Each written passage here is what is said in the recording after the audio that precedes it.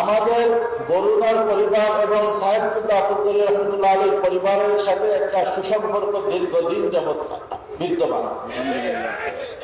আমি যখন কাজীর বাজার মাদ্রাসা পড়ি, প্রায় শুক্রবারে সুবহানিকাকে এসে হজরতের কাছে দোয়া নিতাম। হজরতের ইন্তেকালের সময় আমার আব্বাজান রহমতুল্লাহ আলী খুবই অসুস্থ ছিলেন, কিন্তু ওনাকে রেখে আসতে পারেনি। ওনাকে সহ আমরা এখানে জিয়ারতে জানাজায় শরীক হয়েছি। রাতে যান না, বলতেছেন না আমি সবাই বিদায় হয়ে গেলে জিয়ারত করে সাহেবজাদাদের সাথে মোলাকাত করে তাদেরকে সান্ত্বনা দিয়ে দেবো। শেষ রাতে মোলাকাত করে সান্ত্বনা দিয়ে গেছে। এবং সাহেবজাদা হাফিজাহুল্লাহ যখন বরুণার দিকে যান আমাদেরকে দেখে আসেন।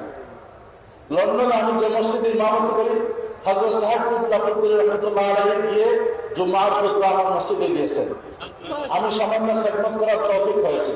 তো আমাদের এই সম্পর্ক যুগ যুগ থেকে, আর আমি চাই এই সম্পর্ক যেন যুগ যুগ পর্যন্ত থাকে।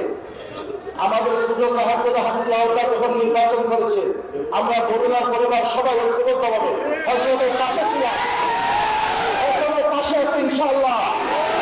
পরিবার থেকে যে যেখানে দাঁড়াবে আমরা মায়ের পাশে থাকবো ইনশাআল্লাহ।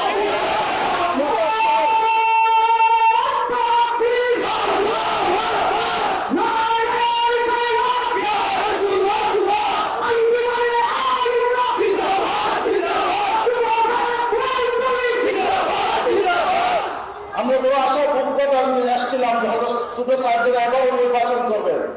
আমরা এবার যদি নির্বাচনে দাঁড়াতেন আমরা বড়ুয়া থেকে এসে কাজ করতাম, কিন্তু আফসোস আমরা পাই নাই। এটা আমাদের ব্যর্থতা।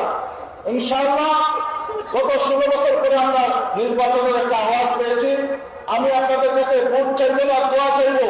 যারা ইসলামের পক্ষে কাজ করতেছেন, যে যেখানে কাজ করতেছেন, আপনারা ইসলামের পক্ষে সবাই আমাদেরকে যাতে কাজীদেরকে অবস্থান ঘোষণা করা যায়, বাস্তব মুক্তাদের বিরুদ্ধে বাস্তবায়ন করা যায়, আমরা তার পক্ষে কাজ করব।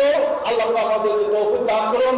আমাদের সুযোগ দেওয়ার জন্য আহলে ফুলতুরি রহমতুল্লাহ আলাইহি এই পরিবারকে সাধুবাদ জানাই, শুকরিয়া আদায় করি, আপনাদের শুকরিয়া আদায় করি। জাযাকুমুল্লাহু আহসানাল জাযা।